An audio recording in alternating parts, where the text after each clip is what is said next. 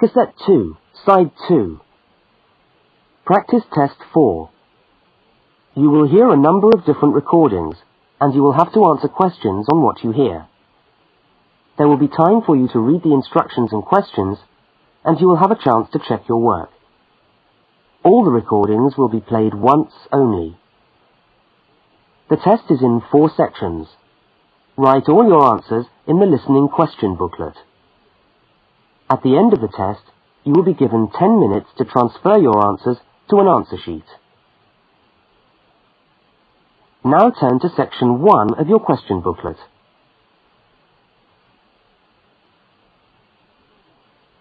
Section 1.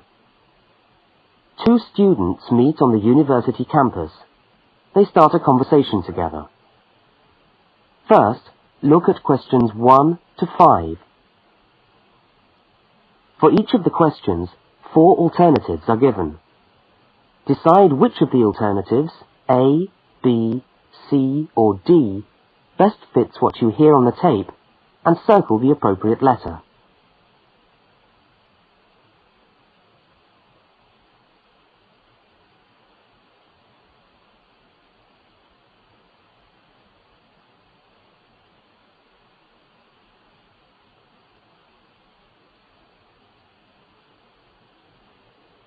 You will see that there is an example which has been done for you. On this occasion only, the conversation relating to the example will be played first.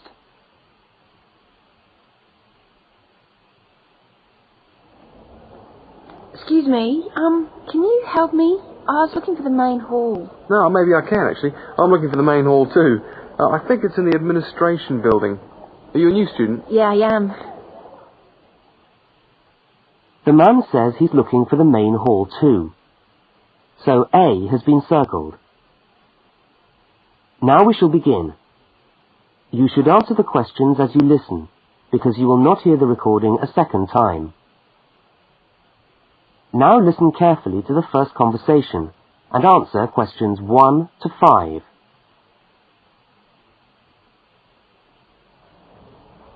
Excuse me, can you help me? I was looking for the main hall. No, maybe I can, actually. I'm looking for the main hall, too. I think it's in the administration building. Are you a new student? Yeah, I am. Yeah, I thought you looked as lost as me. I'm trying to find the admin building, too, so I can register for my course. I don't seem to be having much luck. Well, look, according to this map of the campus here, you go straight up the steps, turn left, and the building's on the right. Okay, let's see if we can find it. Ah, this looks right. Yeah, it must be. Look, there are hundreds of other people here. Oh, there must be at least 50 people in the queue. We'll be here till gone 2 o'clock at this rate. Yeah, I'm starving. So am I. Actually, I was on my way to the canteen to get something for lunch. Why don't I go to the canteen and buy something, and you stay here and wait? Good idea. What would you like? Pizza, sandwich, hot dog, fried rice? They do everything. Oh, something easy. Takeaway fried rice sounds good. Okay, fried rice. No, on second thoughts, I'll have a cheese and tomato sandwich. Right, 1 cheese and tomato. Anything to drink? Yeah, give me coffee, would you? Hot coffee's a bit hard to carry. What about a Coke or an orange juice? Get me an orange juice then. Look, here's $5. Oh, yeah, take $2 back. Shouldn't cost me more than $3.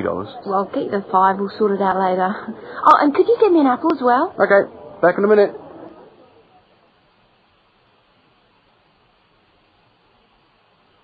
The woman speaks to the clerk about registering at university. Look at questions 6 to 10.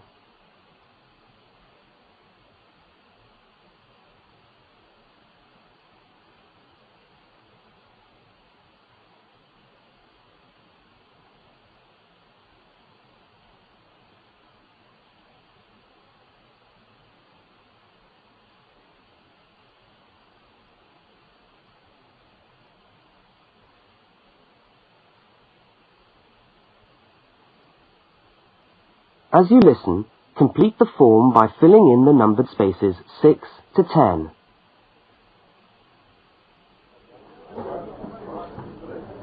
Oh, hello. I'm here to register for the first year law course. Oh, I'll just have to fill out this form for our records. What's your name? Julia Perkins? Can you spell that for me? Yeah, that's JULIAPERKINS.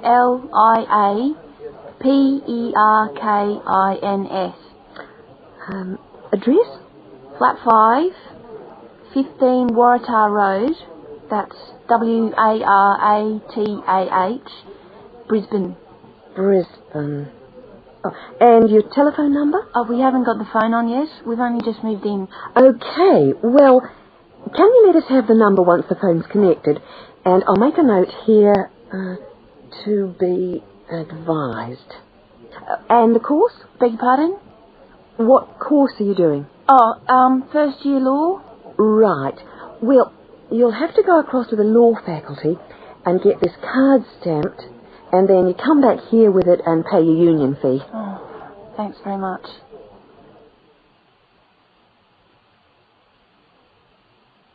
The man and the woman meet up again.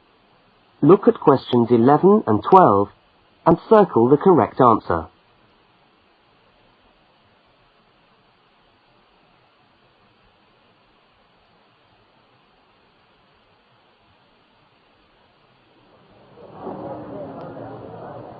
Oh, there you are. Oh, I thought you were never going to come back. Sorry, the canteen was absolutely packed. I had to wait for ages. And then when I got to the front of the queue, there had hardly any food left. So I had to get you a slice of pizza. Sorry. Oh, that's okay. Could eat anything. I'm so hungry. Oh, and there's your bottle of orange juice and your apple. At least I managed that. Great. Thanks a lot. No, and here's your $2 back. Don't worry about it. Buy me a cup of coffee later. Huh, all right then. So how'd you go? Oh, well, in order to register, we've got to go to the law faculty and get this card stamp, and then go back to the admin building and pay the union fees. That means we're registered. After that, we have to go to the notice board to find out about lectures, and then we have to put our names down for tutorial groups and go to the library. Oh, no, great. Well, first let's sit down and have our lunch, eh?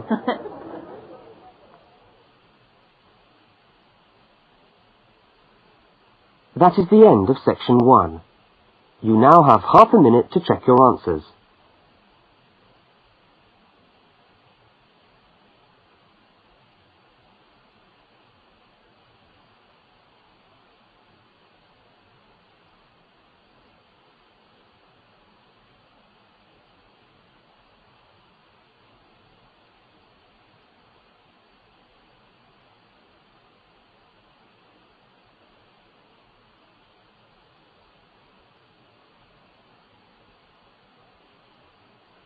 Now turn to section 2.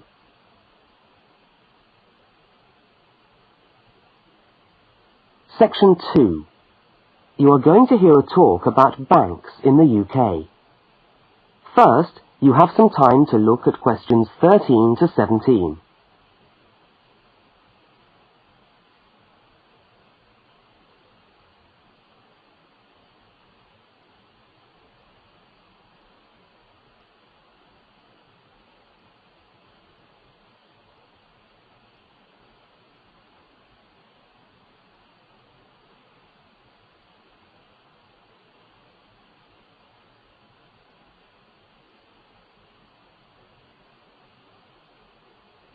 Now listen to the talk and complete the notes by filling in the numbered spaces 13 to 17.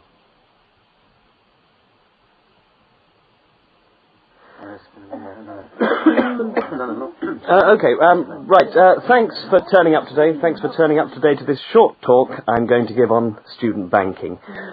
Many of you are unfamiliar with the way banks work in this country, and today's talk should just give you a few starting points. I will, of course, answer any questions at the end. Right, well, as you probably know, you'll need to open a bank account while you're here. It's the safest place to keep your money, and it's best to open an account with one of the major banks. You should each have a handout with the names and addresses. Yeah? Right. There's Barclays in Realty Square, National Westminster in Preston Park, Lloyd's in City Plaza, and Midland in Hope Street. Okay, all these banks offer special student accounts. However, it's important to note that as an international student, you'll not necessarily be eligible for all the facilities offered to resident students. Now, as an international student, you will need to provide evidence that you can fund yourself for however long your course lasts. Banks have different policies, and the services that they'll offer you will depend on your individual circumstances and on the discretion of the bank manager involved. So it's a matter of going there and finding out about your own particular situation. Right. When you do go to open a bank account, you should take some documentation with you. I've already mentioned that you must be able to support yourself. In addition to this, most banks ask you to bring your passport and your letter or certificate of enrolment. Okay? Now, by far the most useful type of account to open is a current account. When you do this, you will actually get what is called a student account, which is a current account with special concessions for students. When you open the account, the bank will give you a checkbook, and you can use this to draw money out as you need it. If you need to write checks in shops, you'll also need a check card. This is really an identity card, which guarantees that correctly written checks up to the value stated on the card will be honoured by the bank. Okay? Everybody with me? Now look at questions 18 to 21.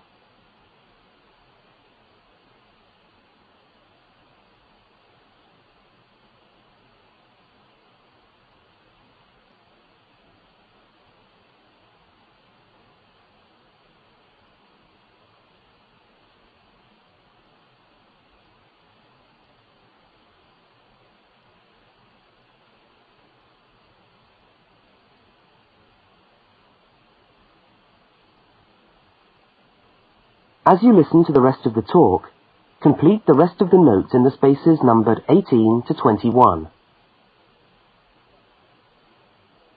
Right, if you want to draw out cash for yourself, you can make the cheque payable in your own name or to cash.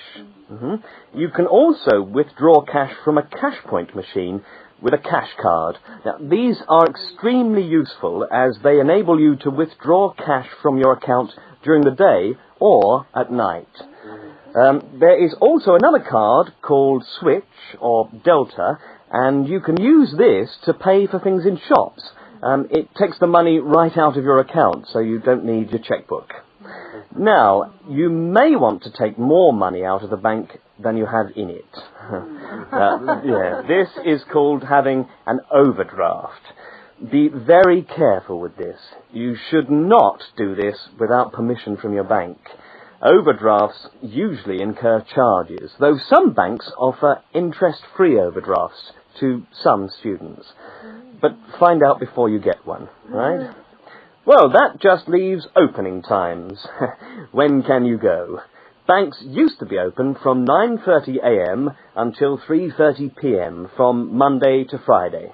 But many main branches are now open until 4:30 or 5 p.m. on weekdays, and some of the bigger branches in London and other major cities are now open for a limited time on Saturdays. Okay, any questions? That is the end of section 2. You now have half a minute to check your answers.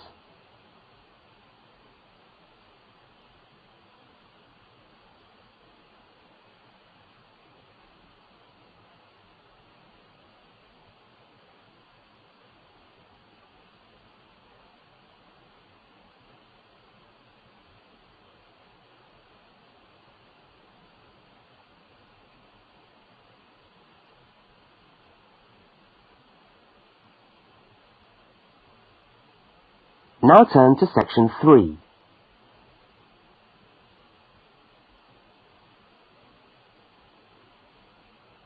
Section 3. Two students, Dawn and Ilmar, are discussing a project that they are working on together. First, you have some time to look at questions 22 to 25.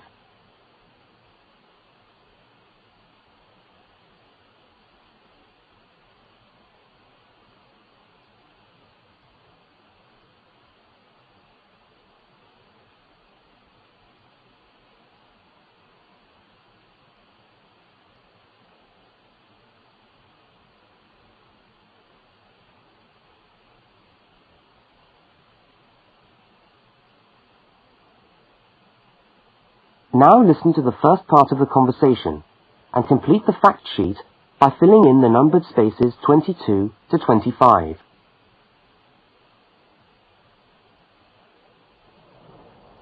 Hi, Dawn. Oh, hi, Omar. I'm glad I've bumped into you. I've just found a great idea for the presentation we've got to do for Dr. Banks next month. What, the one on everyday objects? Yes. Look at this article. It's really interesting. The aluminium Coke can? You know, Coca-Cola cans, soft drink cans. Look, let's sit down here. Have you got a minute? Sure. I'll just get my bag. Okay. So, you think we can get a presentation out of this article? I'm sure we can. First of all, we can provide some interesting facts about the aluminium cans that we drink out of every day. Like? Well, here it says that in the US they produce 300 million aluminium drink cans each day. Wow! 300 million? Exactly. That's an enormous number. It says here, outstrips the production of nails or paper clips. And they say that the manufacturers of these cans exercise as much attention and precision in producing them as aircraft manufacturers do when they make the wing of an aircraft. Really? Let's have a look. They're trying to produce the perfect can, as thin but as strong as possible. This bit's interesting. Today's can weighs about 0.48 ounces. Thinner than 2 pieces of paper. From this magazine, say. Yeah, and yet it can take a lot of weight. More than 90 pounds of pressure per square inch. 3 times the pressure of a car tyre. Okay, I agree. It's a good topic.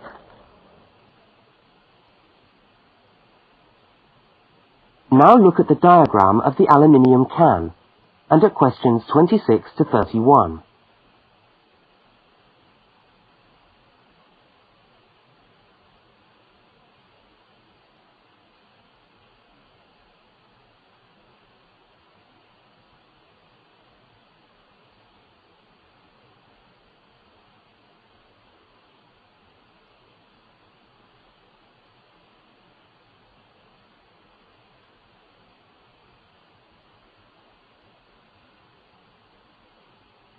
As the conversation continues, label the can by completing the notes in the numbered spaces 26 to 31.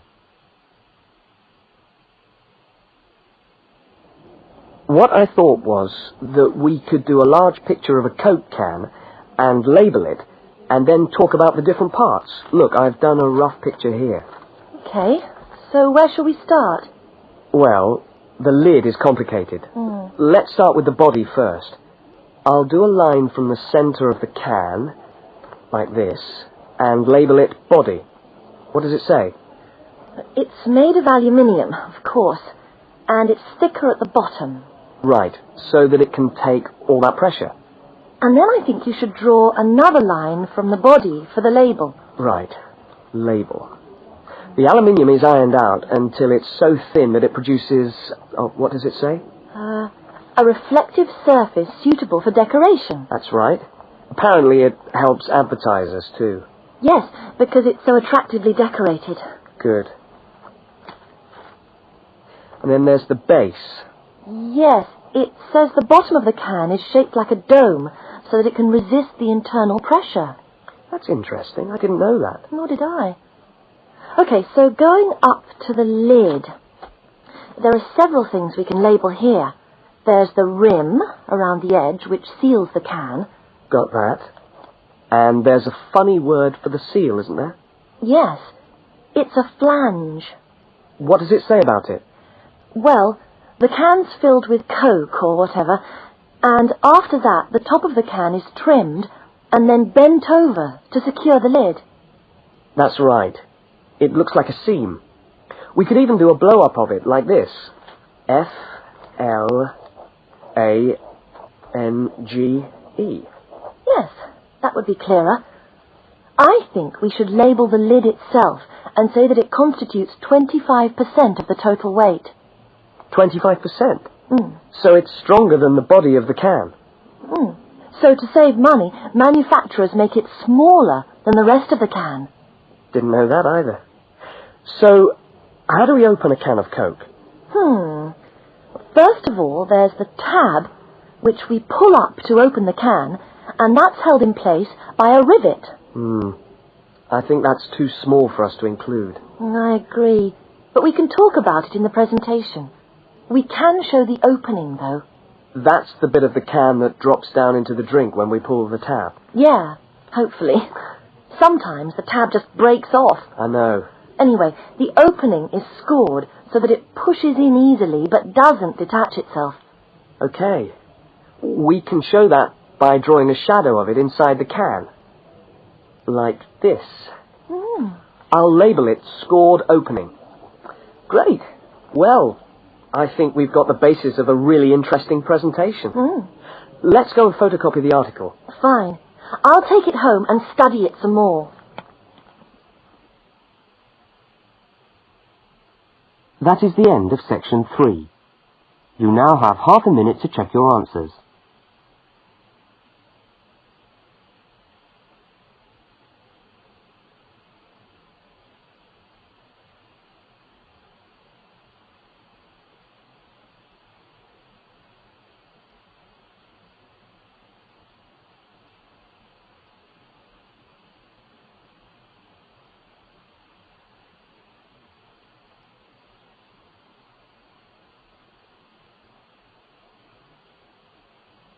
Now turn to section 4.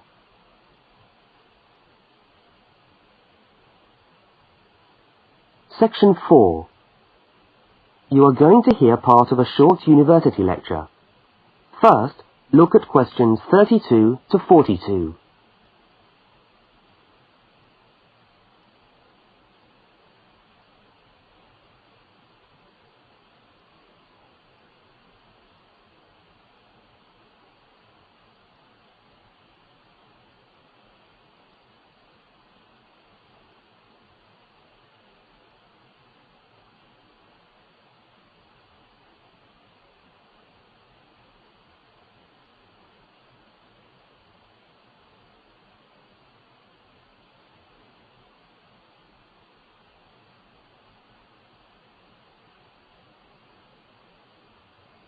Now listen and complete the lecture notes in the spaces numbered 32 to 42.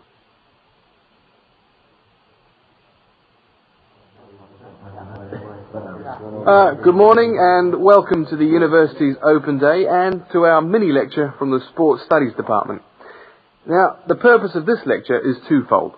One, we want you to experience a university lecture to give you a taste of what listening to a university lecture is like. And two, we want you to find out something about the Sports Studies program at this university. So feel free to ask any questions during the talk and I'll do my best to answer them. Right, so what does a course in sports studies involve? Well, you wouldn't be blamed for not knowing the answer to this question because sports studies as a discipline is still comparatively new. But it's a growing area and one which is now firmly established at our university. Now, there are 3 distinct strands to sports studies, and you'd need to choose fairly early on just which direction you wanted to follow. And I'll just run over these now. Firstly, we've got the sports psychology strand. Secondly, we've got the sports management strand. And last but not least, there's the sports physiology strand. So just to recap, there's sports psychology, sports management, and sports physiology. Let's look first at psychology. Now, the people who study sports psych want to work with top athletes, and they're looking at what will take those athletes that 1% extra. What makes them win? When all other things are equal, physically all other things are equal, they want to know what are the mental factors involved. The sports psychologist works closely with the athlete through his or her training program and becomes an integral part of the team. In fact, you could say that they play just as important a role as the coach. So if you're interested in what makes people win, this could be the area for you. Now, secondly, we've got the strand which I refer to as sports management. And this goes hand in hand with the area of sports marketing. So you might like to think of this area as having 2 branches, management and marketing. On the management side, we look at issues relating to the running of sports clubs, management of athletes, that sort of thing. But then on the other side, we've got sports marketing. And this is the side that interests me more, because here we will look at the market forces behind sport. Questions like, why do people spend their money on a football match or a tennis game rather than, say, on buying a CD or going to the cinema? What are those market forces? Sport used to just compete with sport. Nowadays, it competes with other leisure activities. The spectators go to sport to be entertained rather than out of loyalty to a team. They want to have an evening out, and they don't want the cheap seats anymore. They want good seats. They want entertainment. And the professional sportsmen and women respond to this without question. They are there to give a performance. They provide the entertainment.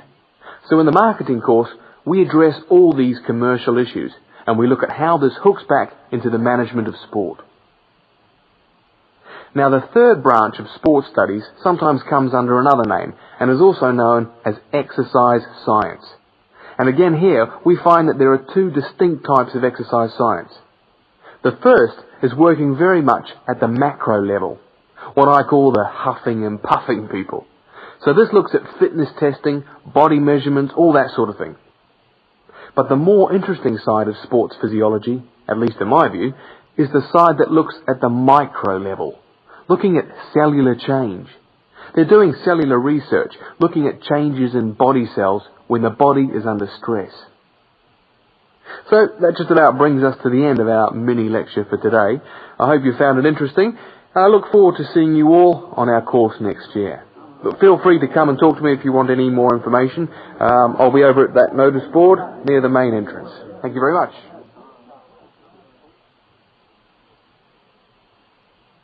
That is the end of section 4. You now have half a minute to check your answers.